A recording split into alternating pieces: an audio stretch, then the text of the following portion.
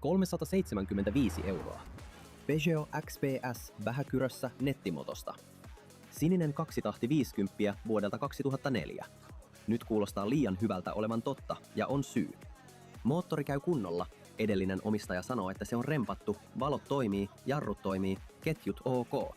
Mutta sitten tulee miinuslistat. Etupumput vuotaa, eli uudet Stefat. Takajarrun valokatkaisija rikki. Katteet halki. Äänenvaimennin kiinni. Sinaremmillä. Takapyörän laakeri välissä. Takajousen alakiinnike, väliä. Ja nopeusmittari ei toimi. Kuulostaa paljon, mutta pojalle, harjoitteluun, tämä on loistava. Moottori on kunnossa, takarengas on hyvä, eturenkaassa pintaa vielä. Nyt se kulkee +/- 45. Ja ilman kuristinta paljon kovempaa. Pihakäyttöön tai laitolla tielle täydellinen. Jos etsit ensimmäistä mopoa tai pojalle harjoittelua, niin tämä on oikea löytö. Lähetä oma moposi meille ja tee video ilmaiseksi. Kesäkuun loppuun asti.